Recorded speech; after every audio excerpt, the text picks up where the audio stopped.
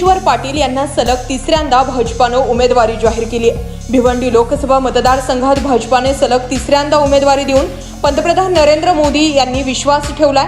पंतप्रधानांनी दाखवलेला विश्वास सार्थ करण्यासाठी भिवंडीत लोकसभा क्षेत्रातील मतदारांनी पुन्हा खासदार म्हणून संधी द्यावी असं नम्र आवाहन केंद्रीय राज्यमंत्री व भाजपाचे भिवंडी लोकसभेतील उमेदवार कपिल मोरेश्वर पाटील यांनी केलं।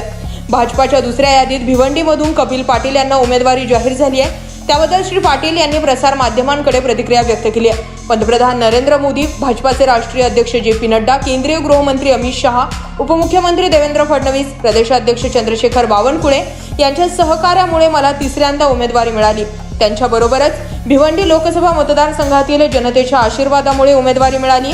गेल्या 77 वर्षांपैकी गेल्या 10 वर्षात भिवंडी लोकसभा मतदारसंघात विक्रमी 35,000 कोटी रुपयांची कामे झाली। अनेक कामे पूर्ण असून काही प्रगतीपथावर आहेत। भविष्यात भिवंडी लोकसभा मतदारसंघाचा सुनियोजित पद्धतीने विकासाबरोबरच चेहरा मोहरा बदलण्यासाठी प्रयत्नशील राहील अशी प्रतिक्रिया कपिल पाटील यांनी व्यक्त केली आहे। अशाच माहितीपूर्ण अपडेट्ससाठी आपल्या चॅनलला जरूर सबस्क्राइब करा। Bureau report the times news.